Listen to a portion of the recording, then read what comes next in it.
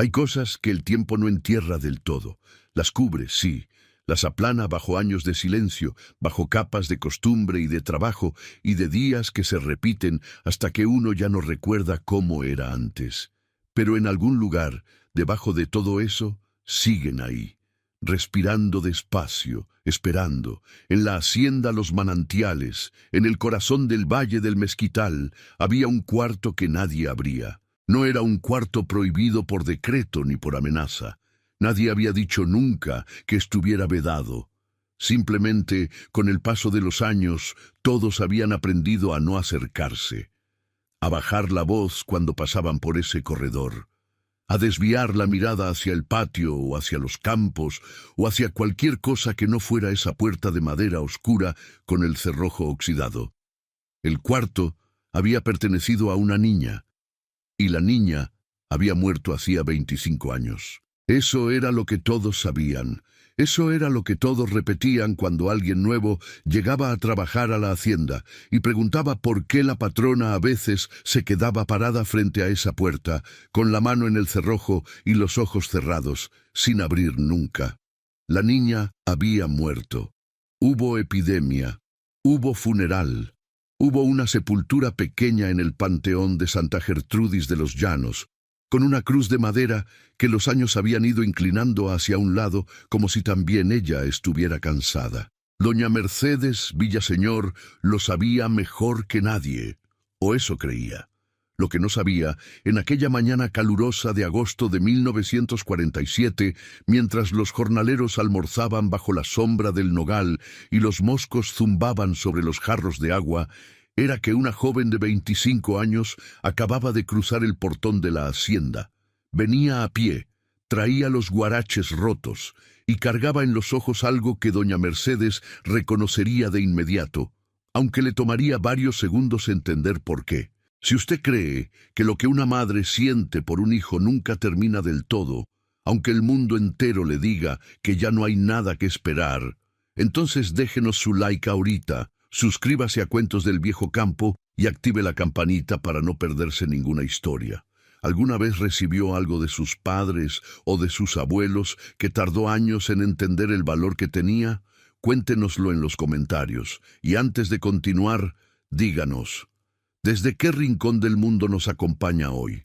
Doña Mercedes Villaseñor tenía 62 años y la espalda de alguien que había cargado más de lo que le correspondía durante demasiado tiempo. No era una carga visible, no era la joroba del trabajo físico ni las manos encalladas de quien labra la tierra. Mercedes nunca había labrado nada con sus propias manos. Para eso estaban los jornaleros, los mozos, el capataz Guadalupe Tobar, que llevaba 30 años conociendo cada surco y cada canal de irrigación de los manantiales mejor de lo que conocía los surcos de su propia cara. La carga de Mercedes era otra cosa.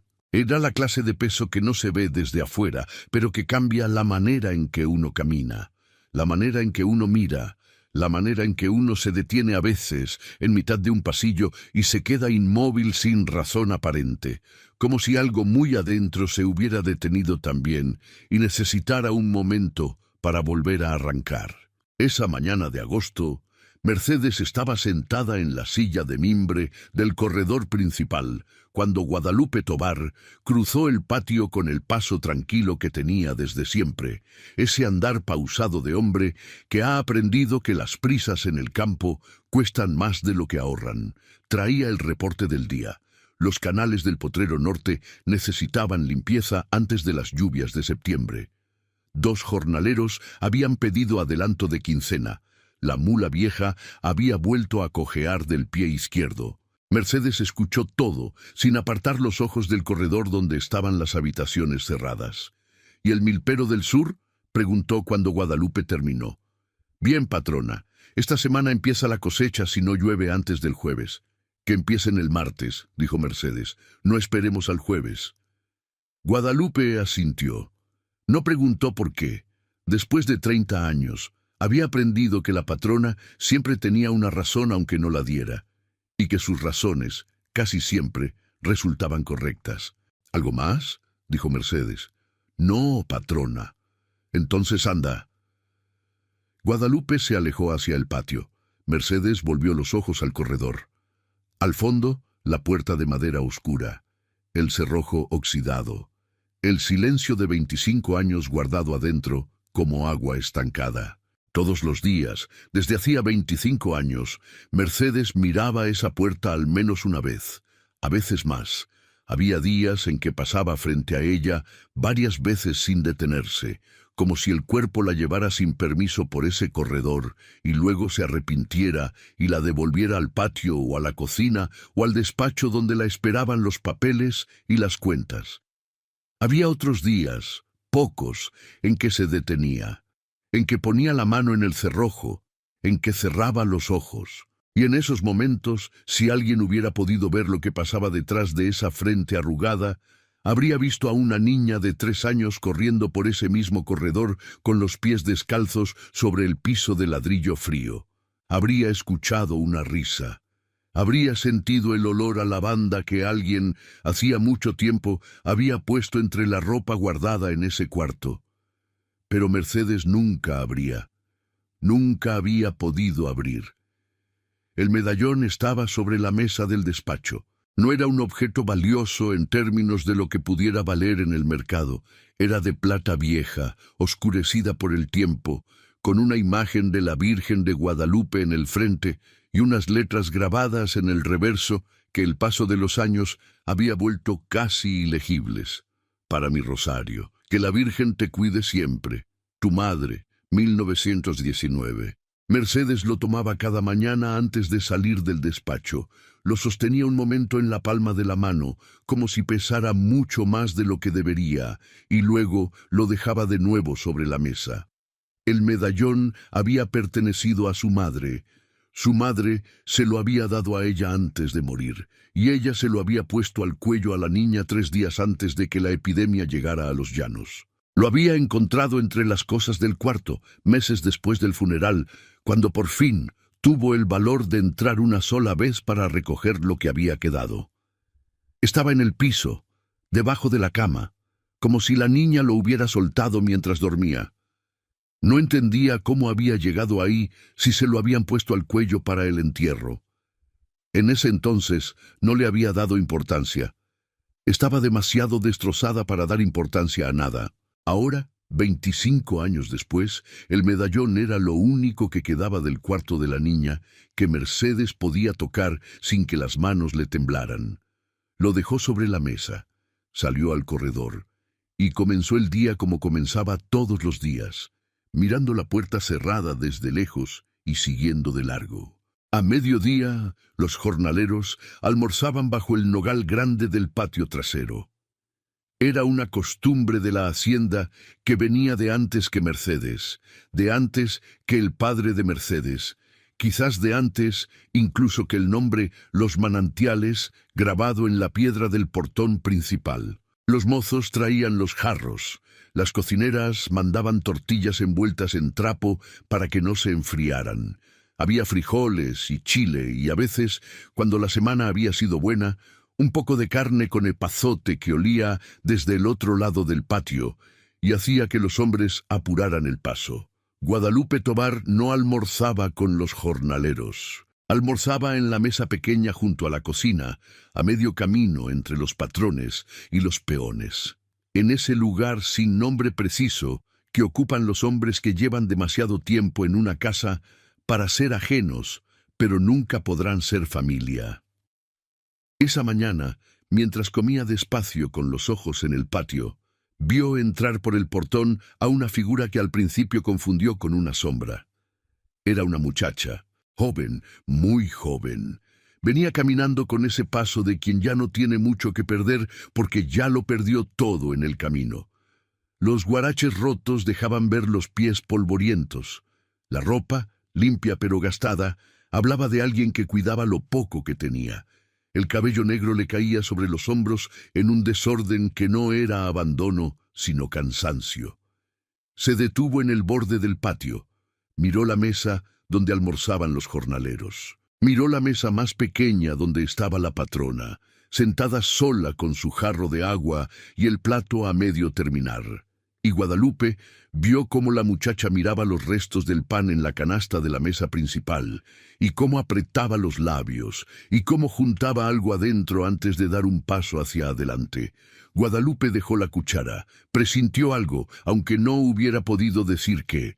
La voz de la muchacha llegó clara sobre el ruido del patio. ¿Puedo comer lo que va a tirar, patrona? El patio se silenció.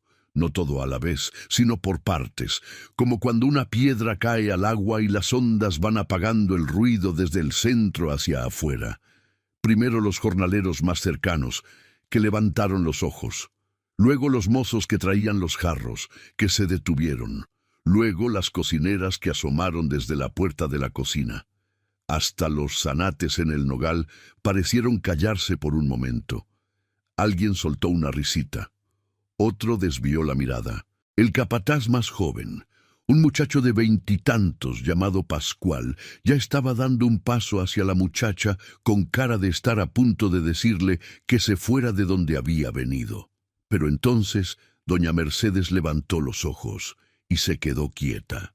Guadalupe Tovar, desde su mesa junto a la cocina, vio exactamente el momento en que eso pasó. Vio cómo la patrona, que llevaba 30 años siendo la mujer más compuesta y más difícil de sorprender que él había conocido, se quedó con el jarro a medio camino de la boca y los ojos fijos en la muchacha, como si de repente el mundo se hubiera detenido. No era la mirada de quien ve a una extraña, era la mirada de quien ve algo que no debería estar ahí, algo que el tiempo se había llevado y que de alguna manera había vuelto. El silencio duró apenas unos segundos. Luego Mercedes bajó el jarro despacio, se puso de pie y dijo con esa voz tranquila que usaba cuando algo la afectaba demasiado para dejar que se notara: «Ven, siéntate aquí». Elena Duarte comió como come alguien que lleva días sin comer bien. Despacio, con cuidado, como si tuviera miedo de que la comida se acabara antes de que el hambre se fuera. Mercedes no dijo nada mientras la muchacha comía. La miraba desde el otro lado de la mesa con esa atención quieta que tenía, esa manera de observar que no era curiosidad, sino algo más hondo, más perturbado, como si estuviera buscando en la cara de la joven una respuesta a una pregunta que todavía no sabía formular. Los jornaleros habían vuelto a su almuerzo. Los mozos continuaban con sus idas y venidas. El patio había retomado su ruido normal. Pero Guadalupe Tovar no había vuelto a tomar la cuchara. Seguía con los ojos en la mesa de la patrona, en esa escena que algo en su interior reconocía como importante sin saber por qué. «¿Cómo te llamas?», dijo Mercedes cuando Elena terminó el primer plato. «Elena Duarte, señora». «¿De dónde vienes?» «De San Nicolás Chichú, señora. Vine caminando desde antes de Ixmiquilpan». Mercedes frunció el ceño levemente. «Esos son varios días». «4 días, señora». «¿Y a dónde vas?» Elena levantó los ojos del plato por primera vez desde que se había sentado. Mercedes sintió de nuevo ese golpe extraño en el pecho, ese reconocimiento que no tenía nombre. «A donde haya trabajo, señora. El orfanato donde crecí cerró hace un mes. Las hermanas se fueron. Ya no tengo a dónde volver». «¿Orfanato?», dijo Mercedes. «Sí, señora, el orfanato de Nuestra Señora de la Caridad, en San Nicolás. Las hermanas me criaron desde que era chica, pero les quitaron el edificio y ya no pudieron seguir». Mercedes asintió despacio. «¿Sabes hacer algo? Cocinar, coser, limpiar». «Sé hacer de todo un poco, señora. En el orfanato todas ayudábamos con todo». «¿Cuántos años tienes?» 25, señora. 25 cumplidos en abril». El silencio que siguió fue de una clase diferente al que había venido antes. Era un silencio con peso, con algo adentro que se movía despacio, como el agua oscura de un pozo cuando uno arroja una piedra y espera el sonido del fondo. Mercedes volvió los ojos hacia el corredor de las habitaciones, hacia la puerta cerrada. Luego volvió a mirar a Elena y dijo: «Esta tarde habla con Guadalupe Tovar, el que está allá junto a la cocina. Le dices que la patrona dijo que te busque donde quedarte esta noche». Mañana vemos si hay trabajo para ti aquí. Esa noche Mercedes no durmió. Se sentó en el sillón de su recámara con el medallón en la mano y los ojos abiertos en la oscuridad, y dejó que el pensamiento fuera a donde quería ir, aunque le daba miedo a donde pudiera llegar. Los mismos ojos. Era eso lo que la había detenido en el patio. No la pregunta de la muchacha, no la cara de hambre, ni los guaraches rotos, ni nada de lo que cualquiera otro hubiera visto. Eran los ojos. Oscuros, grandes, con esa manera de mirar de frente que tenía algo de desafío, aunque no hubiera intención de desafío. Los mismos ojos que los de la fotografía guardada en el cajón del escritorio. Los mismos ojos que los de una niña de 3 años corriendo descalza por el corredor de la hacienda. Mercedes apretó el medallón. Había algo más. Algo que no había alcanzado a ver bien en el patio, pero que ahora, en la quietud de la noche, su memoria estaba reconstruyendo con una precisión que la llenaba de un terror que no quería nombrar. La manera en que Elena había inclinado la cabeza cuando dijo su nombre, esa inclinación hacia la izquierda. Su hija hacía eso. Lo hacía siempre. Cuando alguien le preguntaba algo, cuando estaba pensando, cuando no entendía algo del todo. Inclinaba la cabeza hacia la izquierda con esa misma expresión. Era un gesto tan pequeño que Mercedes no lo había recordado en años. Hasta ahora. Se levantó del sillón, fue al escritorio, abrió el cajón y sacó la fotografía que nunca ponía en ningún lugar visible, pero que tampoco había podido tirar en 25 años. Una niña de 3 años, ojos oscuros, mirando a la cámara con esa expresión que los niños de esa edad tienen cuando no entienden por qué los adultos quieren que se queden quietos. Mercedes puso la fotografía sobre el escritorio. Se quedó mirándola mucho tiempo. Luego fue al corredor.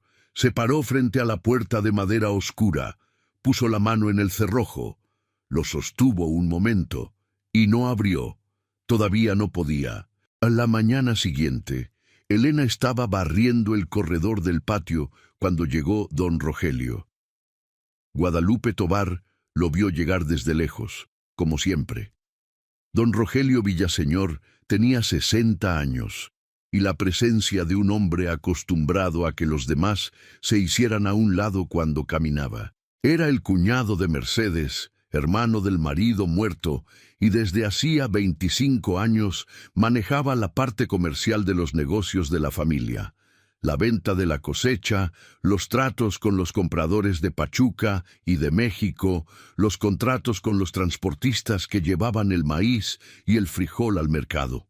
Era, en todos los sentidos que podían medirse en dinero, el hombre más importante, después de Mercedes, en el universo de la hacienda Los Manantiales. Y era el hombre que Guadalupe Tovar, en 30 años de trabajo, nunca había llegado a confiar del todo, aunque nunca hubiera sabido explicar exactamente por qué. Don Rogelio cruzó el patio con ese andar suyo, de dueño de todo, aunque nada le perteneciera directamente. Saludó a los mozos con ese saludo de quien hace un favor al saludar, y buscó a Mercedes con los ojos. La encontró en el despacho. La encontró con la fotografía sobre el escritorio. Y Guadalupe, que pasaba por el corredor con el reporte de los canales, vio a través de la puerta entreabierta cómo la cara de don Rogelio cambiaba en el momento en que vio esa fotografía sobre el escritorio. Solo por un segundo. Solo el tiempo que tarda un hombre en recordar que debe controlarse. Pero Guadalupe lo vio. Y guardó lo que vio en ese lugar de la memoria donde uno guarda las cosas que no entiende todavía, pero que sabe que algún día van a importar. «¿Quién es la muchacha?», dijo don Rogelio. Estaba de pie frente al escritorio de Mercedes, con el sombrero en la mano y esa calma estudiada que era su manera de hacer las preguntas, que en realidad no eran preguntas. «Se llama Elena, viene buscando trabajo». «¿De dónde es?». «De un orfanato en San Nicolás, Xichú». El orfanato cerró. Rogelio asintió despacio. «¿Y vas a darle trabajo?». «Ya le di. Está ayudando a Consuelo en la cocina y limpiando los corredores». «Mercedes». Rogelio bajó la voz apenas lo necesario para que sonara como preocupación y no como advertencia. «¿No conoces a esa muchacha? No sabes de dónde viene realmente. Hay mucha gente que aprovecha. La conozco lo suficiente, dijo Mercedes, sin levantar los ojos de los papeles que tenía delante. Es una extraña. Todos los que trabajan aquí fueron extraños un día. Rogelio apretó el ala del sombrero entre los dedos. ¿Cómo se apellida? Duarte. Silencio. ¿Y sus padres? No tiene. Creció en el orfanato. Otro silencio. Más largo. Tiene 25 años, dijo Mercedes, y en su voz había algo que no era información, sino algo más afilado, más deliberado. 25 cumplidos en abril. Rogelio no respondió, pero sus nudillos, alrededor del ala del sombrero, se pusieron blancos. Hermana Luz Helena había pasado los últimos 20 años de su vida en el orfanato de Nuestra Señora de la Caridad, y los últimos 5 preguntándose si había hecho bien en callarse todo ese tiempo. Era una mujer pequeña, de pelo blanco, y manos que todavía tenían la firmeza de quien ha lavado ropa y amasado pan, y consolado niños toda la vida. Ahora vivía en la casa de su hermana en Izmiquilpan, porque el orfanato había cerrado, y ella ya no tenía otro lugar a donde ir, igual que las niñas que había criado y que ahora estaban dispersas por el mundo buscando su lugar en él. Pensaba en Elena todos los días. En todas las niñas pensaba, pero en Elena especialmente. Porque Elena era la única de quien hermana Luz Helena sabía, con una certeza que nunca había podido probar, que no era lo que le habían dicho que era. El día que habían llegado al orfanato, hacía 25 años, traían a una bebé de brazos. La había traído un hombre a quien la hermana superiora de entonces había atendido en privado, sin dejar que las demás religiosas estuvieran presentes. Hermana Luz Helena, que en ese entonces era joven y curiosa, y no había aprendido todavía cuándo era mejor no ver lo que se veía, había mirado por la ventana entreabierta. Había visto al hombre entregar a la bebé. Había visto el sobre grueso que entregó junto con ella. Había visto la cara del hombre, y aunque hacía 25 años de eso y la memoria no era lo que había sido, hermana Luz Helena estaba segura de que ese hombre no era un padre desesperado ni un familiar sin recursos. Era un hombre de dinero, de hacienda, con ese porte que tienen los que mandan. Nunca había visto a ese hombre de nuevo, pero su cara seguía en algún lugar de su memoria, esperando el momento en que alguien le pusiera nombre. La primera capa se reveló a los 3 días. Elena estaba ayudando a Consuelo, la cocinera mayor, a desgranar maíz en la cocina, cuando doña Mercedes entró con una taza de atole y se sentó en el banco de madera junto a la ventana. Era algo que la patrona no hacía normalmente, sentarse en la cocina mientras las mujeres trabajaban. Pero los últimos 3 días habían sido de muchas cosas que doña Mercedes no hacía normalmente. «Elena», dijo Mercedes, «¿tienes alguna cosa tuya del orfanato? ¿Algo que te hayan dado las hermanas?» Elena levantó los ojos del maíz. «Tengo poca cosa, señora. La ropa que traigo, un rosario que me dio hermana Luz Helena cuando me fui, y una canción». Mercedes frunció el ceño. «¿Una canción?» «Sí, señora, una canción que siempre supe. No sé de dónde la aprendí. Hermana Luz Helena decía que yo la cantaba desde que era chiquita, que la sabía antes de poder hablar bien. Decía que era raro, porque no era una canción de las que ellas enseñaban en el orfanato». El silencio de Mercedes duró lo suficiente para que Consuelo levantara los ojos del metate y mirara a la patrona con discreción. «¿La recuerdas?», dijo Mercedes. Elena dudó un momento. Luego, con esa voz baja que tenía para las cosas que le importaban, empezó a tararear. Era una melodía simple, de las que no tienen letra elaborada, de las que las madres inventan para sus hijos en el momento y que no están escritas en ningún libro. Pocas notas, un ritmo de mecerse, una cosa suave y antigua. Mercedes soltó la taza de atole. Cayó al piso. El barro se hizo pedazos sobre las losetas de la cocina. Elena y Consuelo la miraron. Mercedes estaba de pie, blanca, con los ojos en Elena y la mano sobre la boca. «Señora, ¿se siente bien?», dijo Consuelo. Mercedes no respondió de inmediato. Cuando lo hizo, su voz era la de alguien que está hablando desde un lugar muy hondo. «Esa canción», dijo. «¿Quién te la enseñó?». «Nadie, señora. Siempre la supe». Mercedes asintió muy despacio y salió de la cocina sin recoger los pedazos de la taza. Guadalupe Tovar encontró a la patrona esa tarde en el corredor de las habitaciones, parada frente a la puerta de madera oscura, con la mano en el cerrojo. No era la primera vez que la veía así, pero había algo diferente en esa tarde, algo en la manera en que Mercedes sostenía el cerrojo. No como quien duda, sino como quien por primera vez en mucho tiempo siente que quizás puede. Guadalupe se acercó con paso tranquilo. «Patrona», dijo en voz baja. Mercedes no se volvió.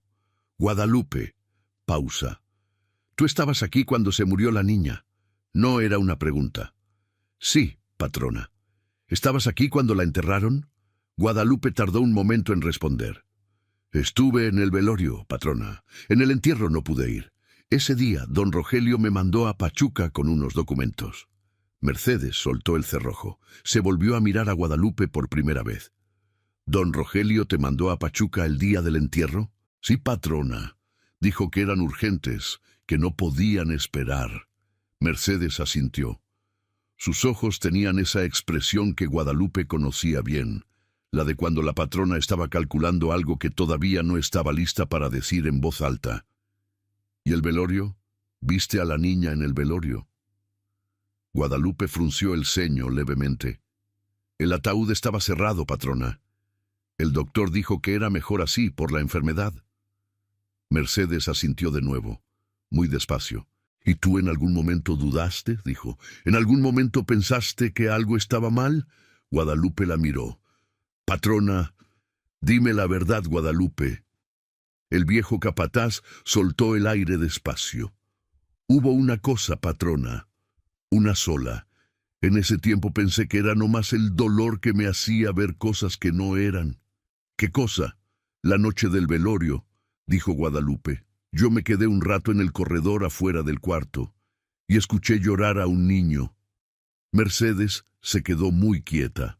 «Pero el ataúd estaba cerrado y el cuarto estaba con llave y el doctor había dicho que la niña había muerto esa mañana», continuó Guadalupe.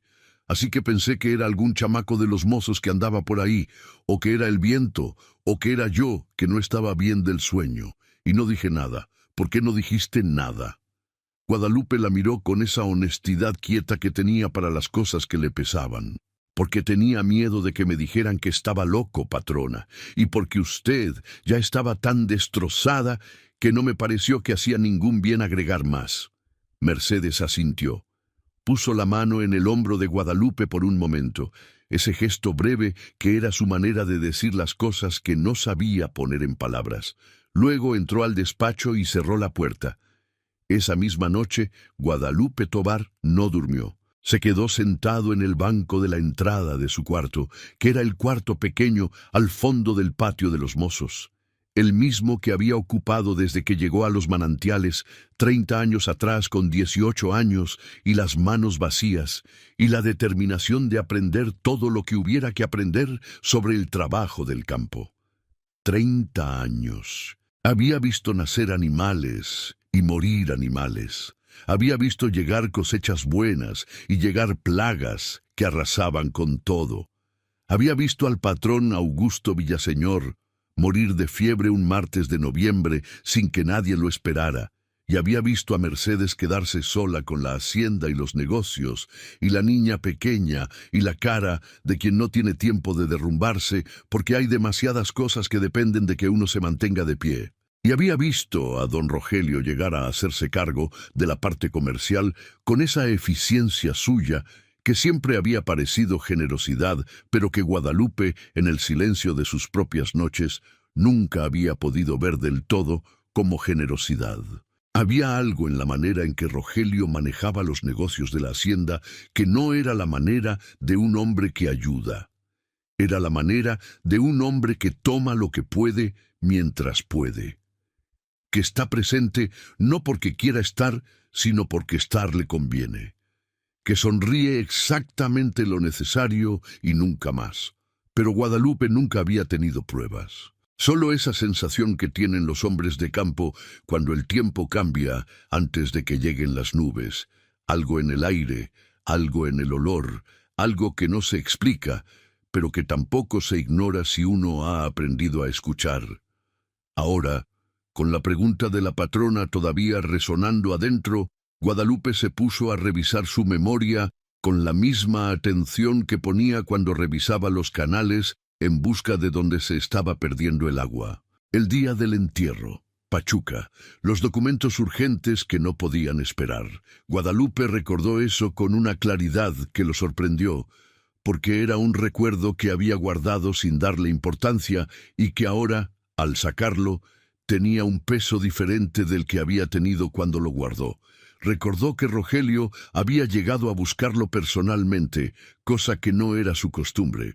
Había llegado él mismo, temprano en la mañana del día del entierro, con ese sobre en la mano y esa urgencia que no dejaba lugar para preguntas. Y Guadalupe, que en ese entonces estaba destrozado como todos en la hacienda, había tomado el sobre y había jalado para Pachuca sin pensar demasiado. ¿Qué había en el sobre? Papeles de compraventa, contratos para la temporada siguiente, nada que no pudiera haber esperado una semana, nada que justificara mandar al capataz el día del entierro de la niña de la patrona. Nada, a menos que el punto fuera precisamente ese, que el capataz no estuviera.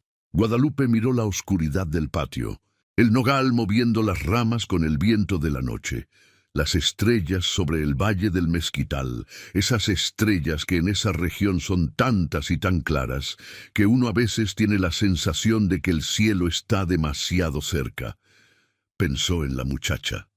Pensó en los ojos de la muchacha y pensó, por primera vez desde hacía 25 años, en el llanto que había escuchado esa noche en el corredor fuera del cuarto del velorio. No había sido el viento. Guadalupe lo sabía ahora con la misma certeza con que sabía cuándo iba a llover antes de que las nubes llegaran. No había sido el viento. Y en el momento en que ese pensamiento terminó de formarse, Guadalupe tomó una decisión que no le había pedido nadie. Al día siguiente iría a Santa Gertrudis de los Llanos a buscar al licenciado Gascón. Elena, esos días, estaba aprendiendo la hacienda, no porque alguien se lo hubiera pedido, sino porque era su manera de estar en los lugares, entender cómo funcionaban, quiénes eran las personas que los habitaban, qué se hacía primero y qué podía esperar. Había aprendido a hacerlo en el orfanato, donde entender cómo funcionaba cada cosa era la diferencia entre encontrar un lugar propio o quedarse siempre en el borde. Consuelo le había enseñado los ritmos de la cocina, los fuegos que se encendían a qué hora, el agua que se ponía a hervir antes del alba, las tortillas que se empezaban antes de que el primer gallo cantara en el gallinero del fondo. Consuelo era una mujer de 50 años que hablaba poco y hacía mucho, y que había decidido, sin decirlo, que Elena era de las que valían la pena. Eso en Consuelo se expresaba en una sola cosa. Le enseñaba los secretos de la cocina, las proporciones del chile que no estaban escritas en ningún lado, la temperatura del comal que se sabía con la palma de la mano, sin termómetro ni reloj, el momento exacto en que el frijol estaba listo, que era un olor, no un tiempo. El mozo Pascual le había contado la geografía de la propiedad, el potrero norte donde crecía el maíz más alto, los canales de irrigación que venían desde el manantial que le daba nombre a la hacienda, la milpa del sur que daba 2 cosechas al año si el temporal no fallaba.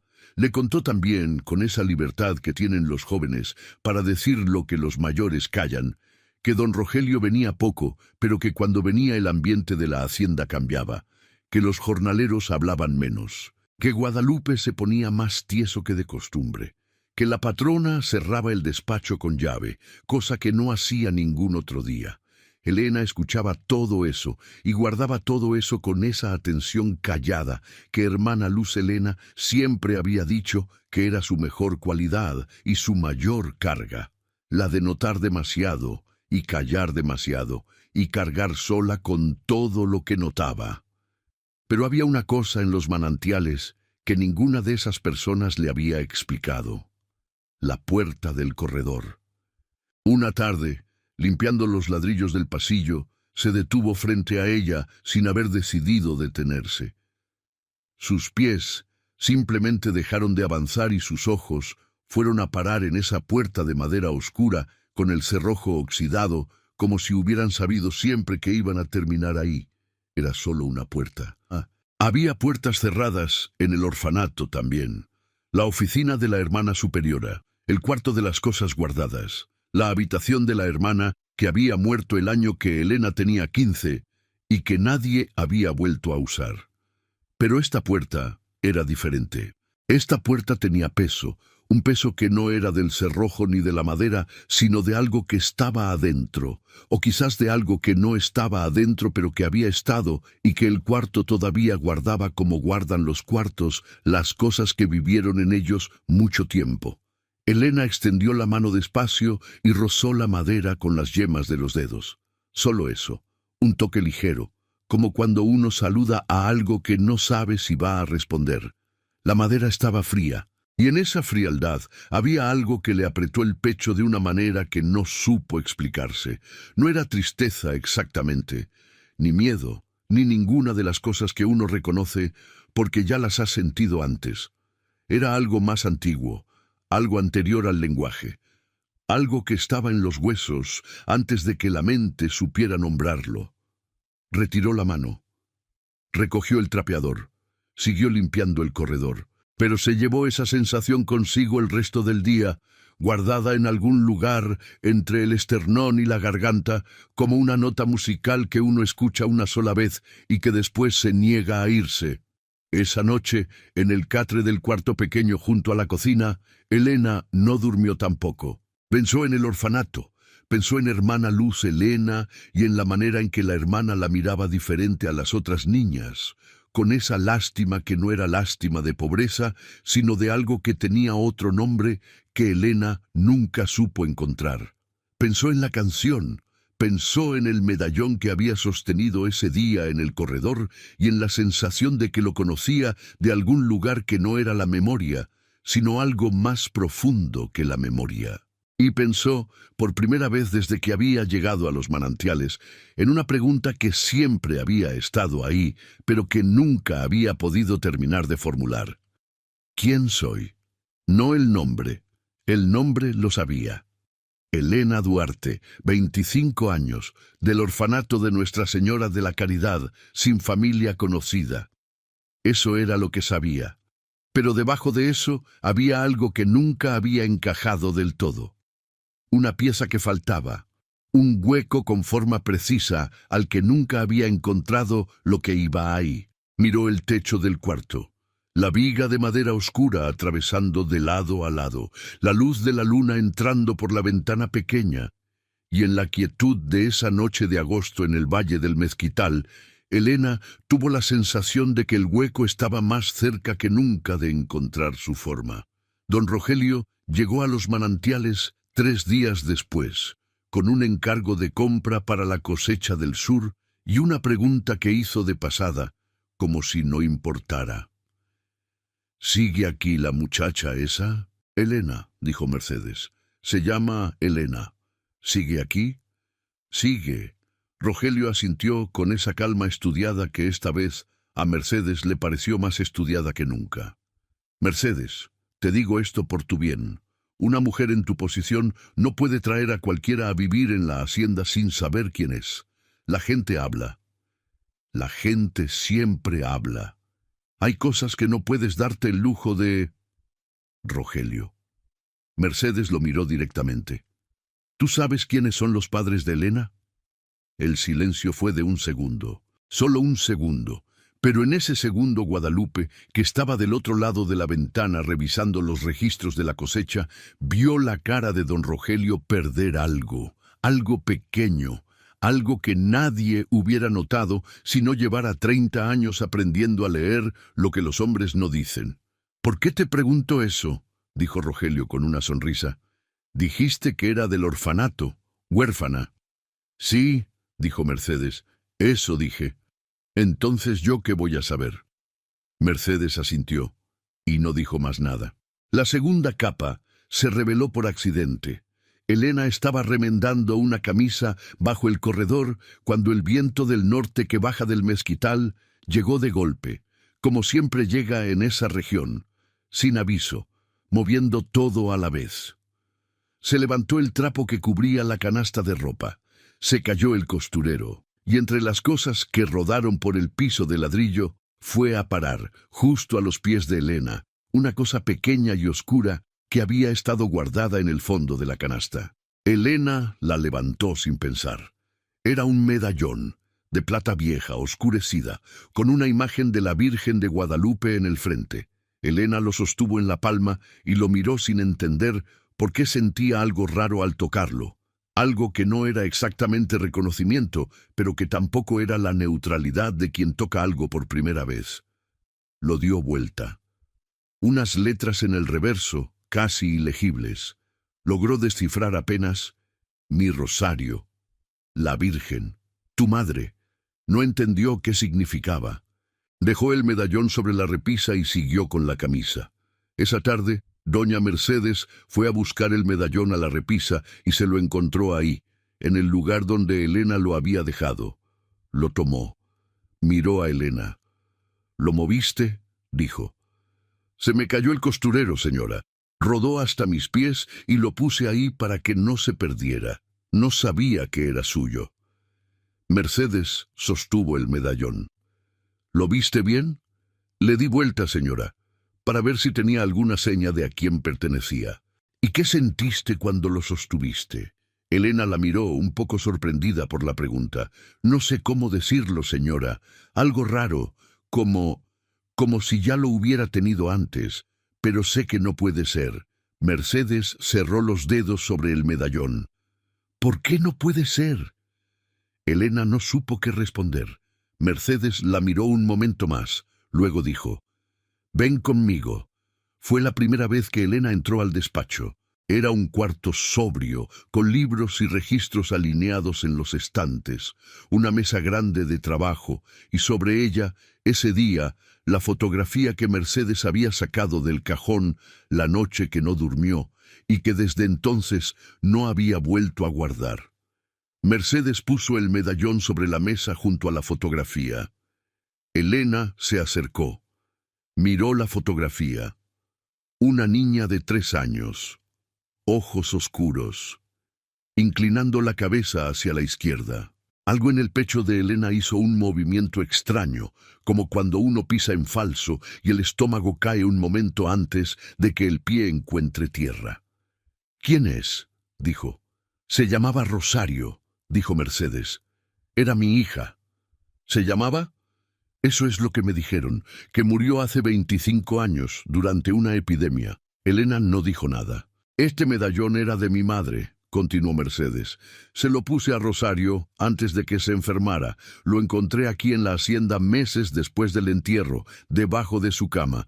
Nunca entendí cómo había llegado ahí». Silencio. Elena. La voz de Mercedes era quieta, pero tenía algo adentro que temblaba. «Tú dijiste que hermana Luz Elena te habló de cuando llegaste al orfanato. ¿Te dijo algo sobre cómo llegaste?». Elena respiró despacio. «Me dijo que era pequeña, de brazos, que la trajo un hombre. ¿Qué más?». «Que nunca supo quién era el hombre, que la hermana superiora la atendió sola, sin dejarla entrar». «¿Cuándo fue eso?». «Ella decía que fue en el otoño de 1922». Mercedes cerró los ojos. El otoño de 1922. 3 meses después del funeral de Rosario. Cuando abrió los ojos, Elena estaba mirándola con esa expresión que tenía cuando algo la superaba, pero no lo iba a dejar ver del todo. «Señora», dijo Elena despacio. «¿Qué me está diciendo?». «Todavía no te estoy diciendo nada», respondió Mercedes. Todavía no sé lo suficiente para decirte nada, pero hay cosas que necesito encontrar, documentos, registros, y necesito que no le digas a nadie lo que hablamos aquí. ¿A nadie incluye a don Rogelio? Mercedes la miró. Especialmente a don Rogelio.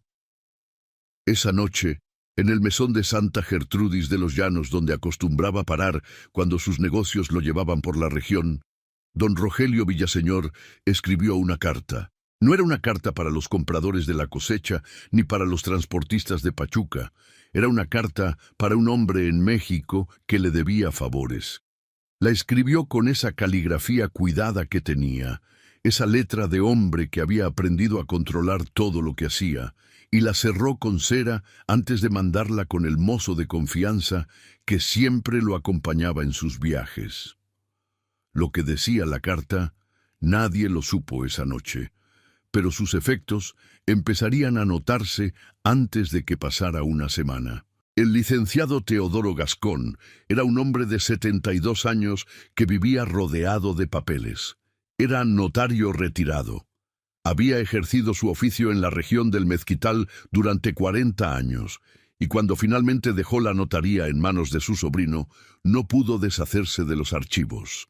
Los había traído todos a su casa, cajas y más cajas de documentos, registros, escrituras, actas, contratos, testamentos. Su esposa le había reclamado durante años que la casa parecía una bodega. Él le respondía que esos papeles eran la memoria de la región y que alguien tenía que guardarla. Ella había muerto 5 años atrás. Los papeles seguían ahí. Fue Guadalupe Tovar quien fue a buscarlo. Lo hizo por su cuenta, sin decirle a la patrona, en uno de esos actos de lealtad silenciosa que son la forma más alta de respeto que un hombre puede tener por quien sirve. Fue un sábado por la tarde, con el pretexto de comprar semilla en Santa Gertrudis, y tocó a la puerta de la casa del licenciado con ese sombrero en la mano y esa cara tranquila que tenía para las cosas que eran importantes. Le dijo, lo menos que pudo, que la patrona andaba buscando registros de un evento de 1922, que había algo que no cuadraba con lo que se sabía, que quizás el licenciado, con todos esos papeles que guardaba, podría ayudar a encontrar algo. El licenciado lo escuchó con atención, luego dijo, ¿qué clase de registros? No sé exactamente, licenciado, actas de defunción, quizás, registros de la parroquia. Algo de esa época que tenga que ver con la familia Villaseñor. Gascón se quedó pensando un momento. Tengo algo, dijo. No sé si es lo que buscan. Pero hace años, cuando estaba ordenando los archivos viejos, encontré un documento que me pareció irregular. Lo guardé aparte porque nunca supe qué hacer con él. Pensé que algún día alguien vendría a preguntar. Guadalupe lo miró. Y nadie vino, dijo el licenciado. Hasta hoy. Mercedes fue al día siguiente, sola, a primera hora de la mañana, cuando el aire del mezquital todavía tenía ese frío seco que dura poco, pero que mientras dura, le recuerda a uno que la noche estuvo ahí. El licenciado Gascón la recibió en su cuarto de archivos, ese cuarto que olía a papel viejo y a tiempo guardado, y le mostró lo que había encontrado. Era un acta de defunción, extendida en octubre de 1922 en la parroquia de Santa Gertrudis de los Llanos, a nombre de Rosario Villaseñor de la Luz, de 3 años de edad, fallecida de fiebre durante la epidemia de ese año. Todo en orden, excepto por una cosa. La firma del médico, dijo el licenciado señalando con el dedo. El doctor Eliodoro Maldonado, que firmó esta acta, murió en agosto de 1922, 2 meses antes de la fecha de esta acta. Mercedes miró el papel. Lo miró mucho tiempo. ¿Usted está seguro?, dijo. Tengo el acta de defunción del doctor Maldonado aquí mismo, firmada en agosto. Murió de lo mismo, de la epidemia, antes de que llegara a Santa Gertrudis. Alguien usó su nombre para firmar esta acta después de que él ya había muerto. Mercedes sostuvo el acta de defunción de su hija. La sostuvo con las 2 manos porque con una sola le temblaba demasiado. Había algo más en el acta que el licenciado no le había señalado, pero que Mercedes vio sola. Una nota al margen, escrita con otra letra, más pequeña, que decía apenas: «Véase registro de bautismo, folio 47, errata pendiente de corrección». «¿Tiene el registro de bautismo?», dijo Mercedes. «Lo busqué cuando lo encontré», dijo el licenciado. «El folio 47 del registro de bautismos de 1919 está arrancado». Mercedes cerró los ojos.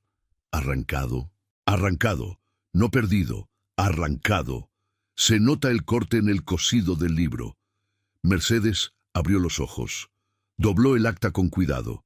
La guardó en el bolsillo de la falda. Se puso de pie.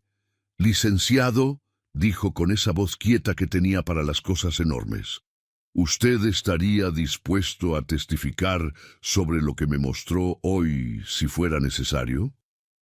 El viejo notario la miró. «Señora Mercedes», dijo, «llevo 20 años esperando que alguien viniera a preguntar por este papel. Para eso lo guardé. Para eso lo guardé». Mercedes regresó a los manantiales con el acta doblada en el bolsillo de la falda y el peso de lo que sabía ahora cayéndole encima con esa lentitud particular con que caen las cosas enormes.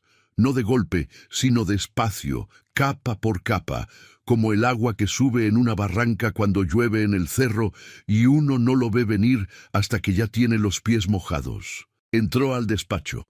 Cerró la puerta, sacó el acta y la puso sobre la mesa junto a la fotografía de la niña que llevaba semanas sin guardar en el cajón. Las miró las dos juntas. El papel firmado por un médico muerto. La cara de una niña de 3 años que inclinaba la cabeza hacia la izquierda. 25 años. Mercedes había pasado 25 años creyendo que su hija estaba en una sepultura pequeña, en el panteón de Santa Gertrudis, con una cruz de madera inclinada por el tiempo. Había ido a esa sepultura en las fechas que se van, el cumpleaños, el Día de Muertos, el aniversario de la muerte que ahora resultaba no ser muerte, sino otra cosa. Una cosa para la que todavía no tenía nombre completo, pero que se iba dibujando con cada dato nuevo, como se dibuja el mapa de un territorio que uno conocía por rumor y que de repente está mirando desde adentro. ¿Cuántos años había sido la sepultura el único lugar donde podía ir a poner algo? Flores. Una veladora. Las palabras que no le había dicho en vida, porque la niña era demasiado pequeña para entender las palabras importantes y porque uno siempre cree que hay tiempo y luego no hay tiempo. Y todo ese tiempo, ¿dónde había estado la niña? En un orfanato en San Nicolás, Chichú, aprendiendo a sobrevivir sola, aprendiendo que las preguntas para las que no hay respuesta duelen más cuando se hacen en voz alta. Aprendiendo a caminar 4 días con los guaraches rotos, porque no había de otra. Mercedes cerró los ojos. Adentro, en ese lugar donde guardamos las cosas que no podemos soportar del todo a la vez, algo se estaba deshaciendo con una lentitud dolorosa. No era el llanto, aunque eso también vendría. Era algo anterior al llanto, el momento en que el edificio que uno construyó sobre una mentira, aunque uno no supiera que era mentira, empieza a entender que no tiene fundamento y que lo que creía firme no lo era. 25 años llorando a una niña que estaba viva, 25 años sin saber qué podía esperar, 25 años de puerta cerrada y cerrojo oxidado y medallón sobre la mesa del despacho y el olor a lavanda que ya no olía a nada, pero que ella todavía buscaba cada vez que entraba al corredor. Abrió los ojos. Tomó el acta, la miró de nuevo. La firma del médico muerto, la nota al margen, el folio arrancado. Eso no había pasado solo. Eso había requerido dinero, contactos, la voluntad de alguien que supiera cómo funcionan las parroquias y las notarías y los médicos de pueblo, que firman lo que les piden si el sobre es suficientemente grueso.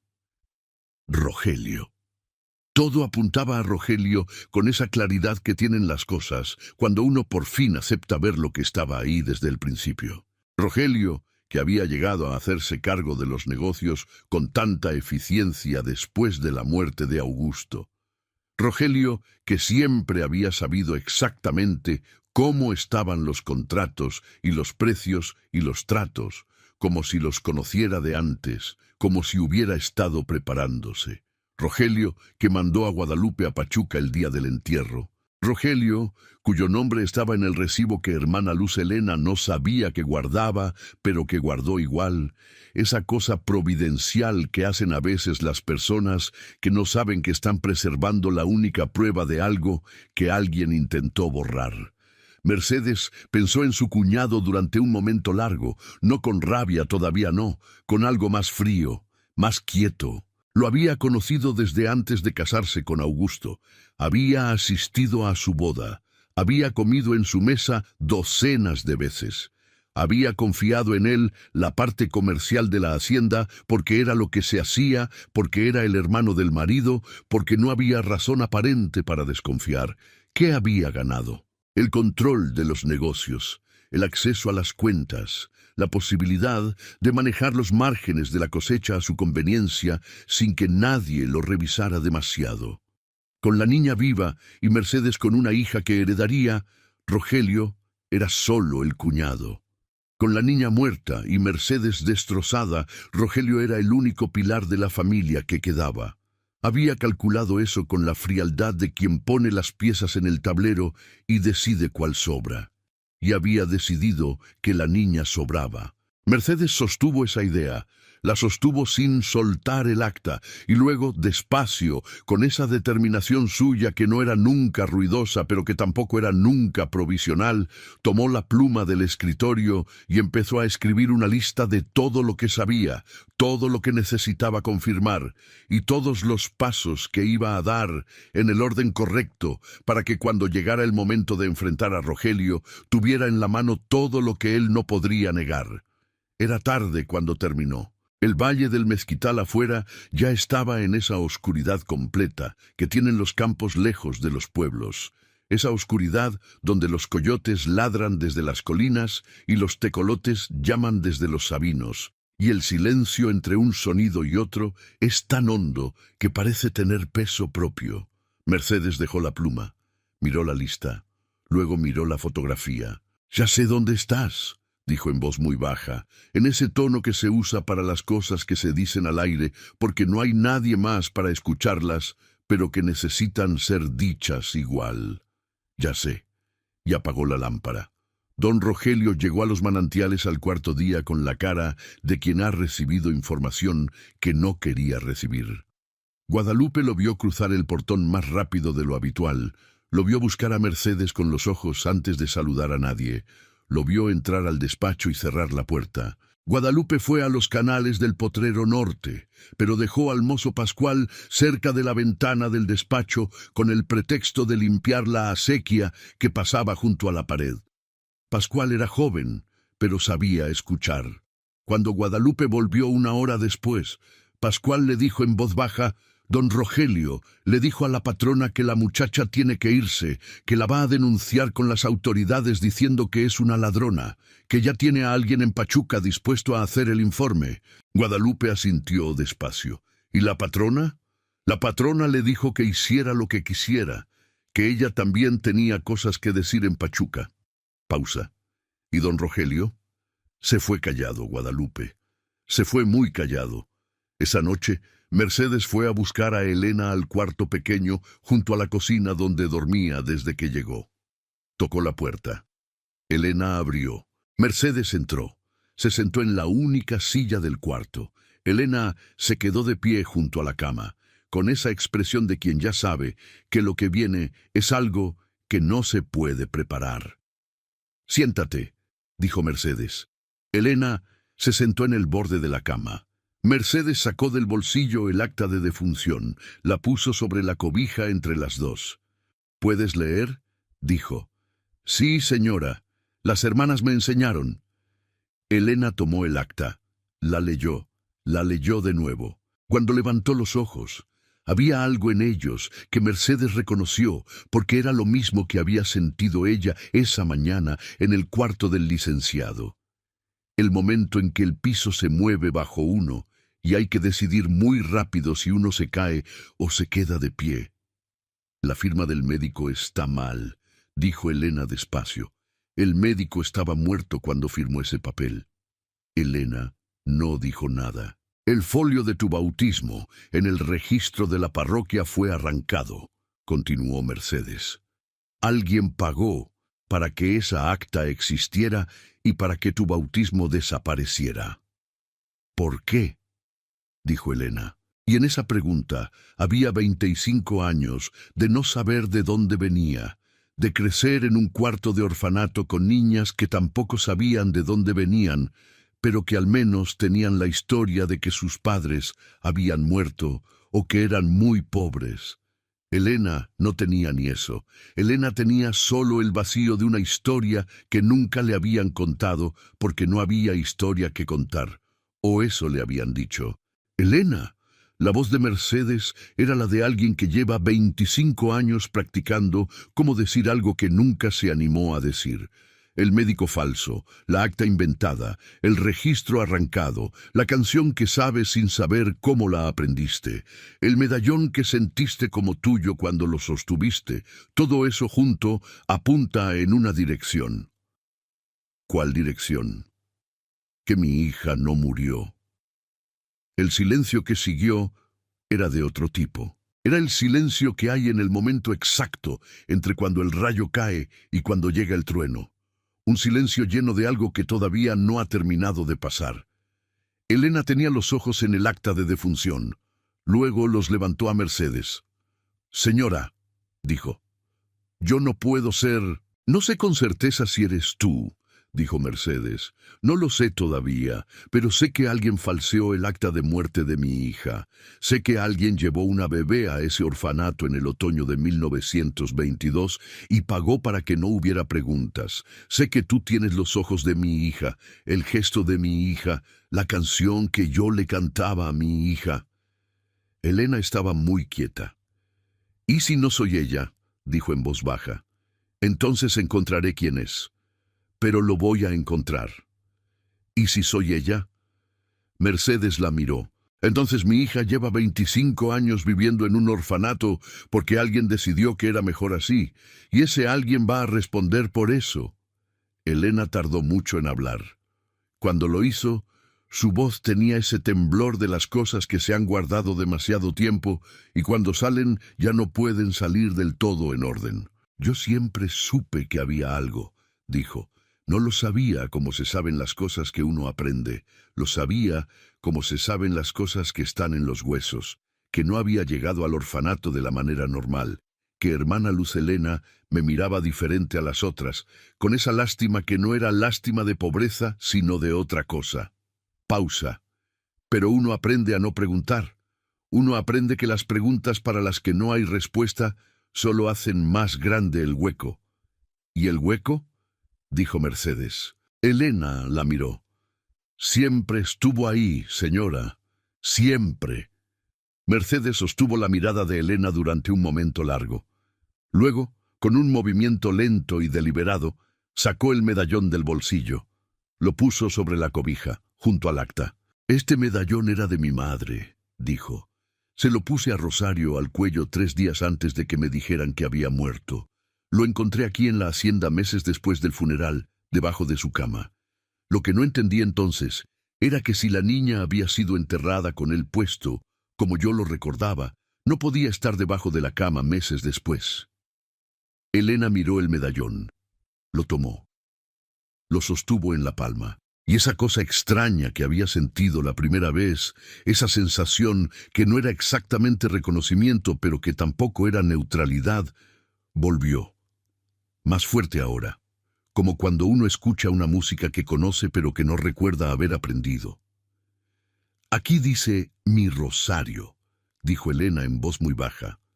«Sí, mi nombre es Elena, Elena Duarte.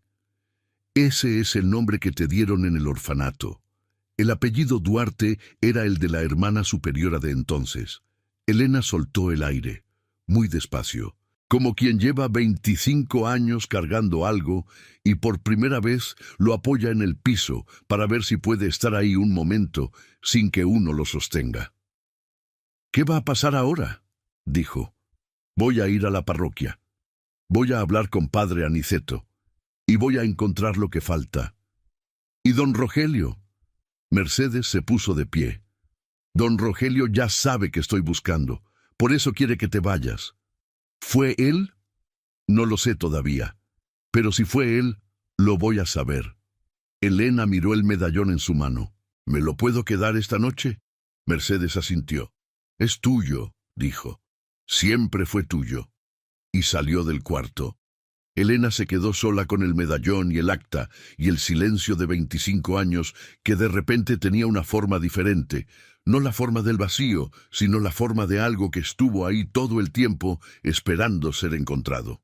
Padre Aniceto Valdés era un hombre de 70 años que había llegado a Santa Gertrudis de los Llanos cuando tenía 40 y que en 3 décadas había aprendido a conocer cada familia de la región con esa intimidad particular que tienen los sacerdotes rurales, la intimidad de los que escuchan confesiones, administran sacramentos, entierran muertos y bautizan nacimientos y están presentes en todos los momentos en que la gente es completamente lo que es. Recibió a Mercedes una mañana de entresemana, en la sacristía que olía a cera y a incienso viejo, y la escuchó con esa atención quieta que era su manera de escuchar todo. Cuando Mercedes terminó, el padre se quedó en silencio un momento. «El folio 47», dijo finalmente. «¿Lo conoce?». «Conozco el hueco que dejó. Cuando tomé posesión de esta parroquia, hace 21 años, noté que faltaba una página en el registro de 1919. Le pregunté a quién me precedió. Me dijo que había sido un error de encuadernación. Yo no lo creí, pero tampoco tenía cómo probarlo». Pausa. «¿Sabe lo que había en ese folio?». «No, ¿usted sí?». «No exactamente, pero sí sé que en 1919 hubo un bautizo en esta parroquia de una niña nacida en los manantiales que causó cierta dificultad». Mercedes lo miró. «¿Qué clase de dificultad?». El padre juntó las manos sobre la mesa. «Su marido, don Augusto Villaseñor, vino a pedirme que asentara el bautizo bajo condiciones particulares. Quería que el padrino registrado fuera su hermano Rogelio, cosa normal, pero también quería que en el registro constara que don Rogelio era el tutor designado de la niña en caso de que algo le pasara a los padres». «¿Eso es normal?». «No es lo más común, pero tampoco es extraordinario. Lo que sí me pareció extraño fue la insistencia de don Rogelio en esa designación. Su marido estaba dispuesto a hacerlo sin más, pero don Rogelio quería asegurarse de que quedara muy claro, muy específico, muy legal. Me pidió que lo redactara de manera que no hubiera duda de que ante cualquier eventualidad, la tutela de la niña recaía en él directamente». Mercedes asintió despacio. «¿Y usted lo hizo?». «Lo hice. No había razón para negarme. Y cuando murió mi marido, 3 años después, don Rogelio tenía esa tutela legal». «Sí. Aunque usted como madre tenía precedencia, la designación existía. Suficiente para que si quería hacer desaparecer a la niña, tuviera alguna cobertura legal». El padre bajó los ojos. «Eso no se lo puedo confirmar, Mercedes, pero...». Pausa. «Sí puedo decirle una cosa más. El año que la niña desapareció, Rogelio vino a verme. Vino solo, sin avisarle a nadie. Me dijo que quería hacer una donación a la iglesia, una donación importante, y me pidió, como parte de esa donación, que no hablara de la tutela con nadie, que era un asunto de familia que la familia quería manejar en privado». Mercedes lo miró. «¿Y usted aceptó?». El padre la miró de vuelta. «Yo era joven», dijo, «y la donación pagó el techo nuevo de la iglesia». Pausa. «Llevo 20 años arrepintiéndome de esa conversación, Mercedes. Llevo 20 años esperando poder enmendar algo». «Puede hacerlo ahora», dijo Mercedes. «¿Estaría dispuesto a declarar lo que me dijo hoy?». El padre asintió. «Estaré donde usted me necesite. La tercera capa llegó de donde menos esperaban.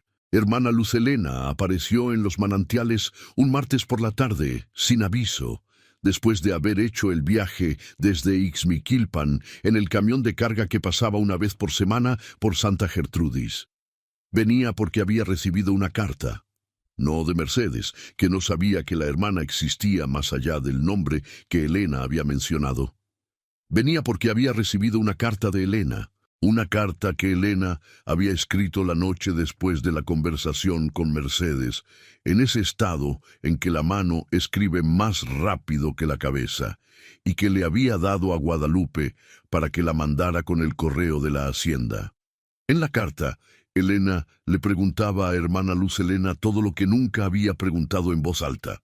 Y hermana Luz Helena, que llevaba 20 años guardando lo que sabía porque no sabía a quién decírselo, llegó con una caja pequeña de cartón que había cargado desde el orfanato cuando las hermanas tuvieron que desocupar el edificio. Una caja que tenía el nombre de Helena escrito en la tapa. Adentro había cosas que la hermana superiora de entonces había guardado cuando llegó la bebé. Cosas que no había destruido porque en el fondo tampoco había podido hacerlo. Una mantilla bordada con las iniciales RB, una nota escrita a mano que decía: «Esta niña no es mía, cuídenla bien», y algo que hermana Luz Helena había guardado separado porque no sabía qué era, pero sentía que era importante. Un recibo de pago a nombre de Rogelio Villaseñor, extendido por los servicios de traslado de la hacienda Los Manantiales al orfanato de Nuestra Señora de la Caridad, en octubre de 1922, por el transporte de una menor de edad sin nombre registrado. El nombre en el recibo era el de Rogelio, la firma era la de Rogelio, el sello era de la hacienda. Guadalupe Tovar encontró a la patrona esa tarde sentada en el corredor de las habitaciones, no frente a la puerta cerrada, sino con la puerta de madera oscura abierta de par en par por primera vez en 25 años. Mercedes no estaba adentro. Estaba en el umbral, mirando desde afuera el cuarto que durante todo ese tiempo había sido la frontera entre lo que sabía y lo que no podía saber todavía. «Patrona», dijo Guadalupe en voz baja. Mercedes se volvió. Guadalupe vio que no estaba llorando. Lo había esperado. Pero no, los ojos de Mercedes eran de la clase que llora para adentro, que guarda el agua en algún lugar del pecho donde nadie la ve, pero donde está, moviendo todo lo demás. «Ya sé lo suficiente», dijo Mercedes. «¿Qué va a hacer?» «Voy a hacer lo que debía haber hecho hace 25 años», dijo Mercedes. «Voy a abrir la única puerta que importa». Don Rogelio llegó a Los Manantiales 3 días después con el notario de Pachuca, un abogado joven que traía un portafolio de cuero y cara de no entender del todo para qué lo habían traído, y una actitud de quien llega a resolver un problema antes de que el problema crezca más. Encontró a Mercedes en el patio principal.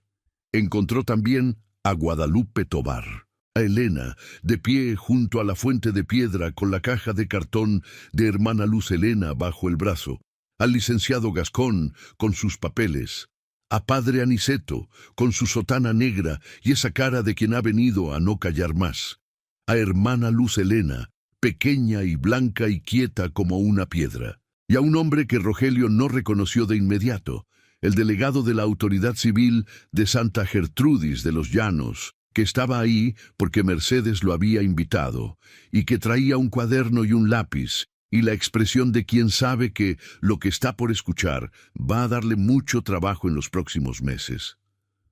Rogelio se detuvo en el centro del patio. Miró a Mercedes. «¿Qué es esto?», dijo. «Es una conversación», dijo Mercedes. «Una que debimos haber tenido hace 25 años. No sé de qué hablas». «Sí sabes». Rogelio miró a Helena.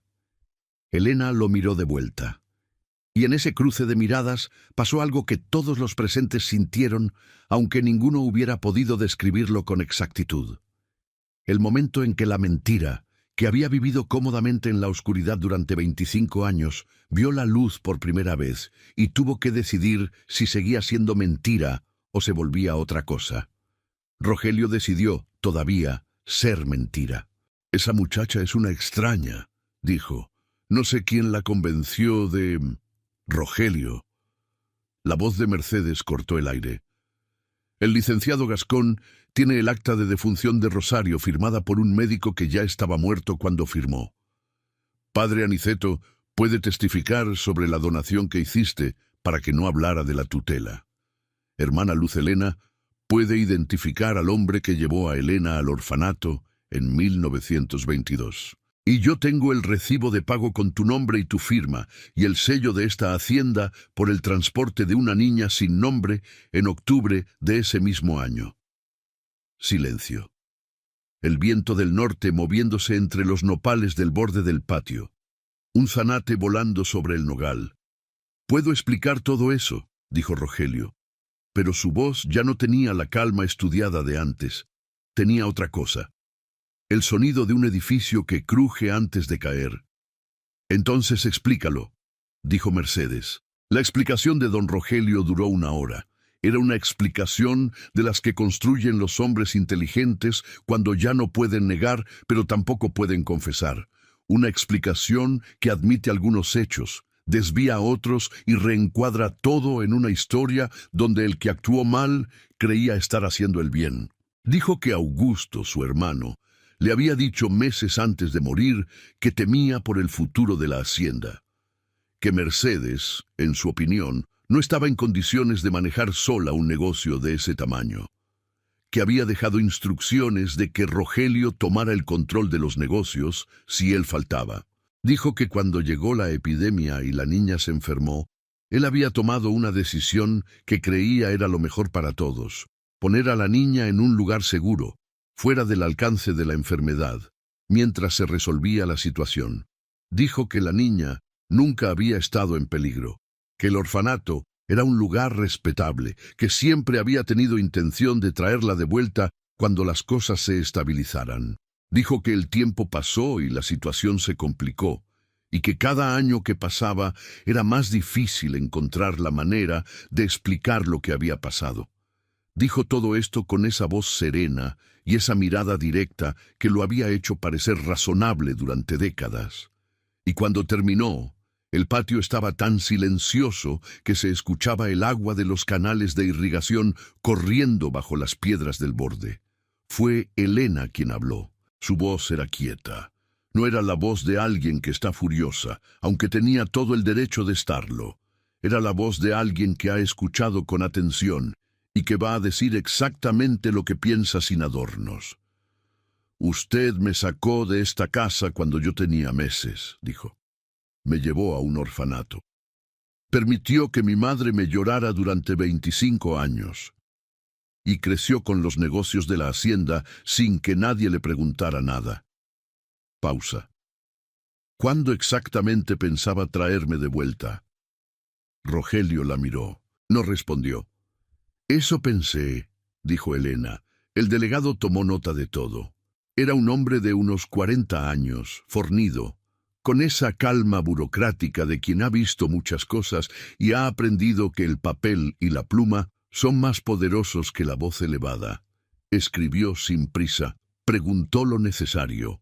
No emitió juicios en voz alta, aunque Guadalupe, que lo conocía de los tratos del pueblo, sabía que adentro el hombre estaba calculando el peso de lo que escuchaba.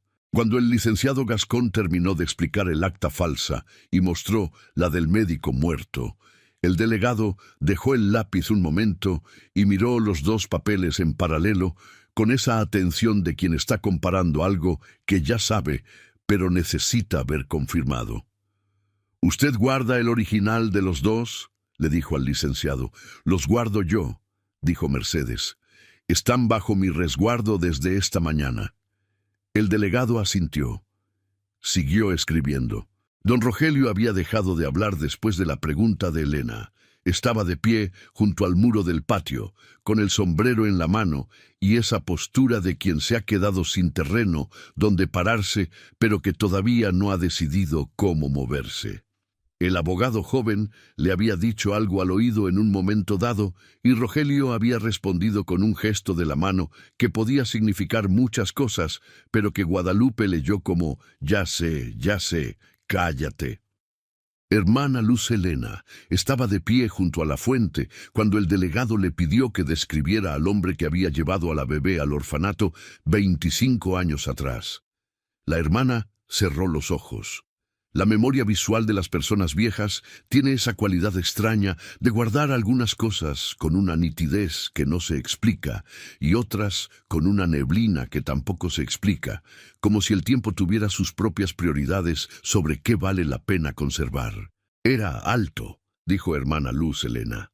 Bien vestido, sombrero de fieltro, no de palma. Hablaba despacio, como quien está acostumbrado a que la gente espere lo que va a decir.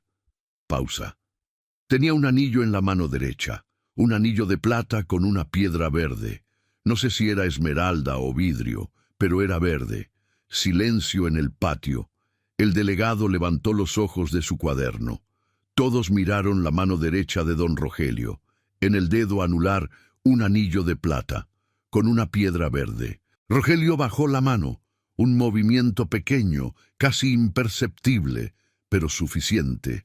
Padre Aniceto, que hasta ese momento había permanecido en silencio con esa discreción sacerdotal que tienen los hombres acostumbrados a presidir momentos difíciles sin protagonizarlos, se puso de pie y dijo en voz tranquila: «Creo que el señor delegado tiene suficiente para continuar en los términos correspondientes». El delegado asintió. Se guardó el cuaderno. Le dijo a don Rogelio, con esa cortesía fría que usan las autoridades cuando ya no hay necesidad de ser amables, que tendría que presentarse en la delegación de Santa Gertrudis antes del viernes siguiente para ampliar su declaración. Rogelio escuchó todo eso con esa cara que tienen los hombres cuando el mundo que construyeron se está deshaciendo frente a ellos y todavía no han decidido si van a pelear o a dejar que se deshaga. Luego miró a Mercedes, y en esa mirada había algo que no era el enojo de quien pierde, ni la humildad de quien se rinde. Era algo más ambiguo y más verdadero que eso. Era el reconocimiento de un hombre que sabe que durante 25 años construyó algo sobre una mentira y que ahora tiene que vivir con lo que eso significa, no solo frente a los demás, sino frente a sí mismo, en la quietud de sus propias noches, en ese lugar donde nadie más puede entrar y donde no hay manera de seguir contándose la historia de que lo que hizo tenía alguna justificación que aguantara la luz del día. Mercedes lo miró de vuelta, sin rabia, sin triunfo, con esa mirada quieta que tienen las personas que han sufrido mucho y que han aprendido, a fuerza de sufrir, que la rabia cansa más de lo que alivia, y que el triunfo sobre quien te hizo daño no te devuelve nada de lo que te quitó. «Cuídate, Rogelio», dijo, nada más, y eso fue suficiente. Después de que el delegado tomó los datos y el licenciado guardó sus documentos y el padre se fue de vuelta a la parroquia con esa cara de hombre que por fin puede dormir tranquilo, el patio de los manantiales quedó en silencio. Don Rogelio se había ido también. Se había ido con el abogado joven que no había abierto el portafolio de cuero en toda la tarde y con esa espalda de hombre que sabe que el edificio que construyó en 25 años va a tardar mucho menos en desmoronarse. Guadalupe Tovar fue a supervisar los canales. Hermana Luz Helena se quedó sentada en la banca de piedra junto a la fuente, con las manos juntas y los ojos cerrados, como quien da gracias por algo que tardó mucho en llegar, pero que al final llegó. Mercedes y Helena se quedaron solas en el patio. Era la tarde. El sol bajaba sobre el valle del Mezquital con esa luz dorada y larga que tienen las tardes del fin del verano en esa región, una luz que hace que todo parezca más antiguo de lo que es y al mismo tiempo más presente. Mercedes tenía el medallón en la mano. Lo había sacado del bolsillo en algún momento de la tarde y no lo había vuelto a guardar. Ahora se volvió hacia Helena. No dijo nada de inmediato. Las palabras para un momento así no existen ya hechas. Hay que inventarlas en el momento o renunciar a ellas y dejar que el cuerpo diga lo que la voz no sabe. Mercedes extendió la mano. El medallón en la palma abierta. Helena lo miró. Miró a Mercedes. Esto no borra lo que pasó, dijo Elena en voz baja. No, dijo Mercedes, no lo borra. 25 años no se recuperan. No se recuperan. No sé cómo... Elena dudó. No sé cómo ser lo que usted perdió. No sé si puedo serlo. No te estoy pidiendo que seas lo que perdí, dijo Mercedes. Lo que perdí ya no existe. Tú eres quien eres. 25 años de orfanato y caminos rotos y aprender sola a sobrevivir. Eso también es quien eres. No te estoy pidiendo que lo borres. Entonces, ¿qué me está pidiendo? Mercedes tardó. Nada, dijo finalmente. No te estoy pidiendo nada. Te estoy devolviendo lo que es tuyo. Este medallón es tuyo. El nombre Rosario era tuyo. Esta hacienda, si la quieres, también es tuya. Pero no te pido que la quieras. No te pido que me llames nada. No te pido que te quedes. Pausa. Lo único que te pido es que sepas que todo ese tiempo que estuviste en ese orfanato, sin saber de dónde venías, hubo alguien aquí que tampoco sabía que todavía podía esperar. Y que de alguna manera las dos esperamos sin saber que la otra estaba esperando. Elena miró el medallón en la mano de Mercedes. Luego miró los ojos de la mujer frente a ella. Y en esos ojos reconoció algo que llevaba 25 años, buscando sin saber exactamente qué forma tendría cuando lo encontrara. No era la respuesta a una pregunta. Era algo más simple y más hondo que eso. Era el origen. Era el lugar de donde venía el gesto de inclinar la cabeza. El lugar de donde venía la canción, el lugar de donde venía esa manera de mirar de frente que la gente siempre le había dicho que tenía. Extendió la mano, tomó el medallón y con un movimiento que no era dramático sino completamente natural, como el de alguien que toma algo que siempre estuvo ahí esperando ser tomado, se lo puso al cuello. El metal frío sobre la piel. La Virgen de Guadalupe mirando hacia afuera. Para mí, Rosario. Elena miró a Mercedes. No sé cómo va a ser esto, dijo. Yo tampoco, dijo Mercedes. Probablemente va a ser difícil. Probablemente. Una pausa. ¿Tiene atole? Dijo Elena. Mercedes la miró.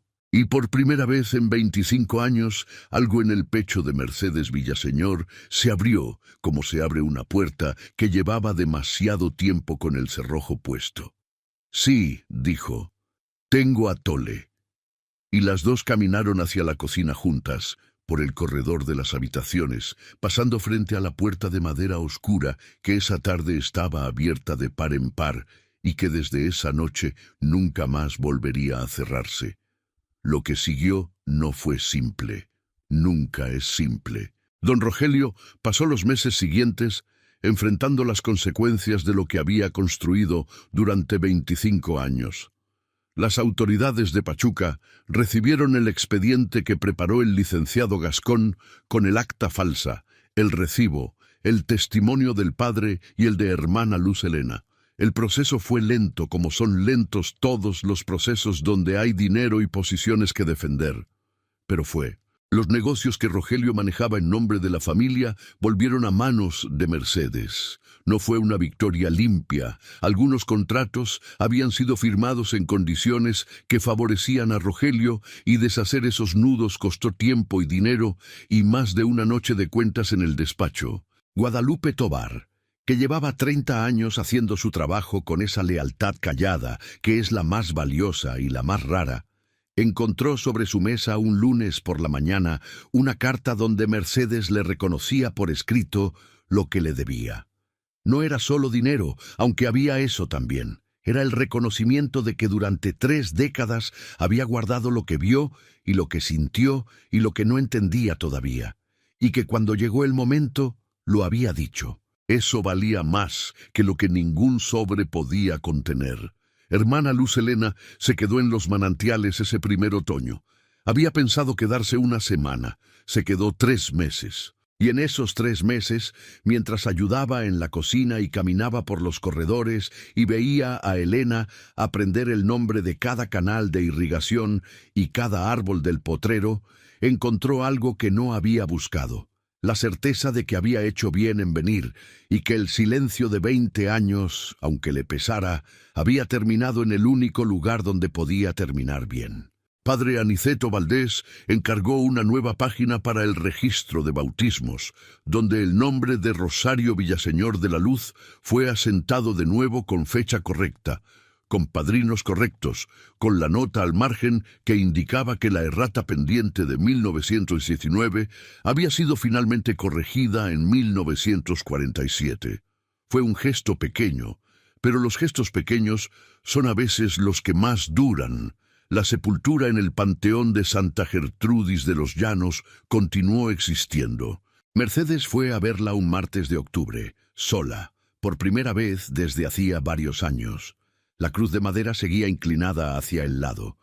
El nombre de Rosario seguía ahí, grabado con esa letra de artesano de pueblo que no es elegante, pero que dura. Mercedes se quedó de pie frente a la sepultura un tiempo largo. No lloraba. Había llorado demasiado en esa misma tierra durante demasiado tiempo para que el llanto le saliera fácil ahora.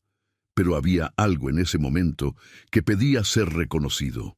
El hecho de que esa sepultura había sido una mentira construida por alguien que calculó que convenía, pero que los 25 años de dolor de Mercedes frente a ella habían sido completamente reales.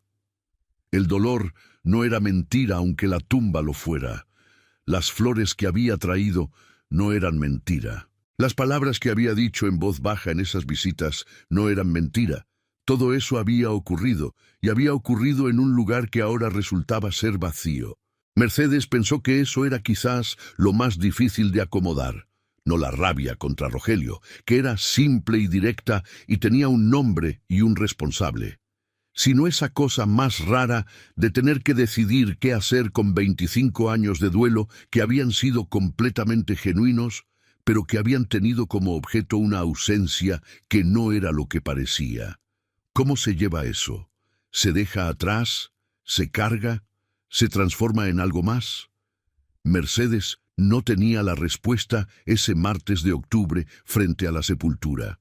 Pero sí tenía una cosa que no había tenido en 25 años, la certeza de que podía seguir hacia adelante, no como si nada hubiera pasado, porque todo había pasado y tenía el peso de todo, sino hacia adelante de todas formas, con el peso encima, que es la única manera en que se puede avanzar cuando uno ha vivido lo que ella había vivido. Puso la mano en la cruz inclinada, la enderezó lo que pudo, que no era mucho porque la madera llevaba demasiado tiempo cediendo, y se fue de vuelta a los manantiales. Elena tardó en decidir qué nombre usar. Era una pregunta que nadie le había hecho directamente, pero que estaba en el aire de los manantiales desde la tarde del patio. Había vivido 25 años siendo Elena Duarte. Era el nombre que conocía, el nombre con el que había aprendido a sobrevivir. El nombre que hermana Luz Elena pronunciaba con ese cariño particular que tienen las religiosas que crían niños sin ser sus madres. Rosario era el nombre de una niña de 3 años que había desaparecido. Una niña que en cierta manera también había muerto, aunque no de la manera que el acta falsa pretendía. Había muerto la niña que hubiera sido si no hubiera pasado lo que pasó.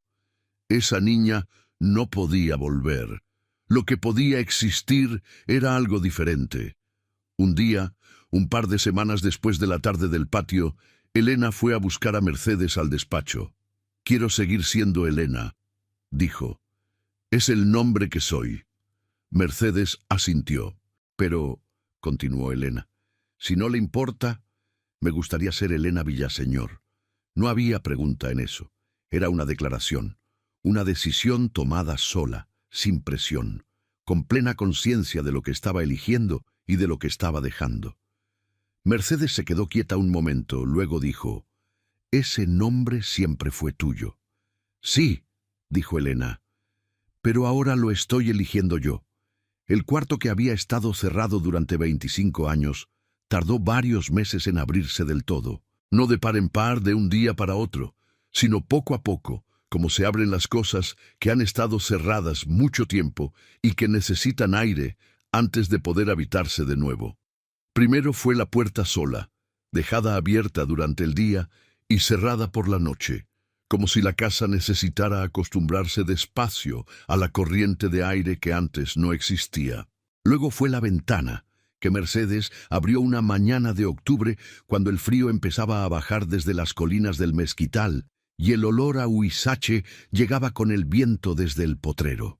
Y finalmente, una tarde de noviembre, Elena entró, no como algo solemne, como alguien que entra a ver cómo está un cuarto que lleva tiempo cerrado. Estaba en el estado en que quedan las cosas, cuando el tiempo pasa sobre ellas sin que nadie las toque.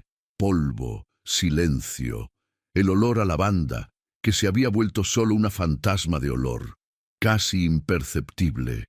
Una cama pequeña, con la ropa de cama doblada como si alguien hubiera esperado que la niña volviera. Un cajoncito de juguetes, una muñeca de trapo con el pelo desgastado. Elena tomó la muñeca. La miró un momento. La dejó de nuevo en su lugar. Salió al corredor. «¿Qué quieres hacer con ese cuarto?», le dijo a Mercedes. «Lo que tú quieras», dijo Mercedes. Elena pensó un momento. «Quiero dejarlo como está», dijo. «Por ahora, que sea lo que fue. Esa niña también existió, aunque ya no esté». Mercedes asintió. «Y después», continuó Elena, «cuando esté lista quiero usarlo. No como cuarto mío, sino para algo que sirva a alguien más». «¿Para qué?». Elena miró hacia el patio.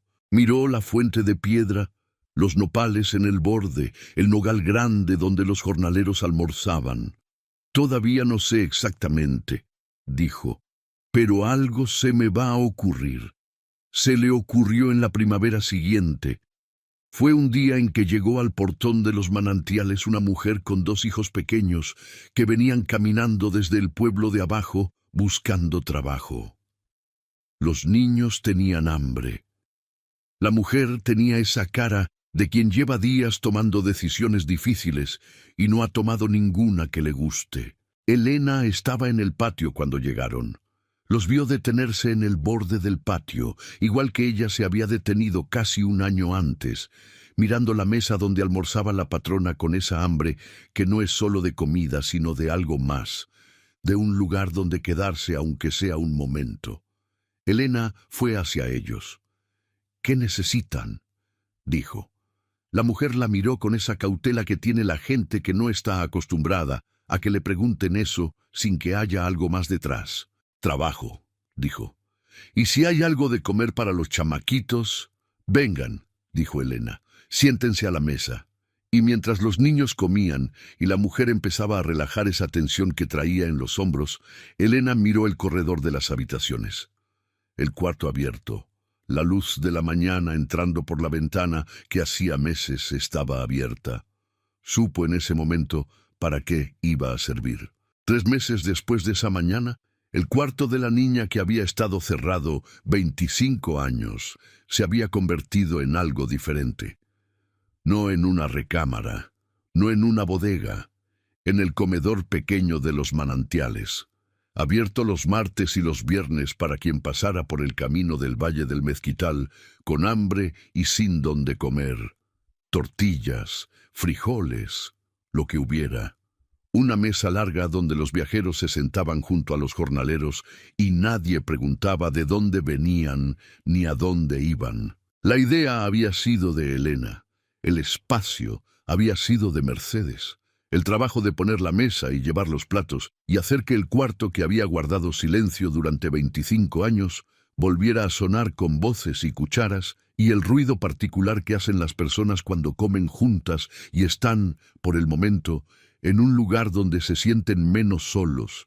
Ese trabajo lo hacían los 2 juntas, con Consuelo dando instrucciones desde la cocina, y Guadalupe asomándose de vez en cuando con esa cara de quien nunca estuvo seguro de que algo así fuera posible, pero que se alegra de haber vivido para verlo. Y la primera vez que abrieron, el primer día, llegó entre los primeros una niña de unos 10 años que venía con su abuela desde el pueblo de más abajo y que se paró en el umbral mirando hacia adentro con esa timidez de quien no sabe si tiene permiso. Elena la vio desde el otro lado de la mesa y sonrió. «Ándale, pasa», dijo. «Hay lugar para ti aquí». La niña entró, se sentó, comió. Consuelo, que estaba en la puerta de la cocina con el delantal puesto y los brazos cruzados como siempre, que supervisaba que las cosas se hicieran bien, miró esa escena con una expresión que Guadalupe, desde el otro lado del patio, reconoció como la misma que había tenido Consuelo el día que Elena había llegado por primera vez al portón. Esa expresión que en Consuelo no tenía nombre fácil, pero que significaba algo como «esto es lo que debería ser», aunque tardó demasiado en llegar. Consuelo nunca supo, en ese entonces, ni en ningún otro momento, todo lo que había estado en juego. Sabía que Elena era la hija de la patrona. Sabía que había habido un secreto y un hombre que había hecho daño y un proceso que todavía se estaba resolviendo en las oficinas de Santa Gertrudis. Pero los detalles específicos, las capas del acta falsa y el folio arrancado y el recibo con el sello de la hacienda, esos detalles, Consuelo no los tenía completos. Lo que sí tenía, y lo que había tenido desde el primer día que Elena entró a la cocina a desgranar maíz, era algo más simple y más fundamental. La certeza de que esa muchacha pertenecía a ese lugar, que la manera en que Elena sostenía la cuchara y probaba el chile y escuchaba los ritmos de la cocina con esa atención que tenía para las cosas que le importaban, era la manera de alguien que ha encontrado algo que siempre estuvo buscando, aunque no supiera que lo buscaba. Eso Consuelo lo había sabido antes que nadie, y lo había guardado, callado, con esa discreción de las personas que saben muchas cosas y dicen pocas, hasta que el mundo alrededor terminó de ponerse al corriente. Y en ese momento, en ese cuarto que había guardado durante 25 años el peso de todo lo que se había perdido, algo comenzó a existir que era completamente nuevo. No una reparación del pasado, porque el pasado no se repara, sino algo diferente. La decisión de que lo que se había roto no iba a terminar en rotura sino en otra cosa. En un lugar donde la siguiente persona que llegara hambrienta y sin destino encontrara lo que Elena había encontrado aquel agosto, una voz que dijera «Ven, siéntate, come», sin preguntar cuánto vales, sin esperar nada a cambio. Si esta historia tocó algo dentro de usted, si alguna vez sintió que había algo suyo en el mundo esperando ser encontrado, o que hay algo que usted puede pasar a quien viene después, aunque el camino haya sido duro, entonces suscríbase a Cuentos del Viejo Campo. Dele like a este video y active la campanita para no perderse ningún relato. Cada historia que contamos aquí viene de esa tierra que no olvida nada. ¿Y usted? ¿Hay algo que recibió de alguien, un objeto, un nombre, una costumbre, una canción, que tardó años en entender lo que valía? Cuéntenoslo en los comentarios y díganos, ¿desde qué lugar del mundo nos escucha hoy?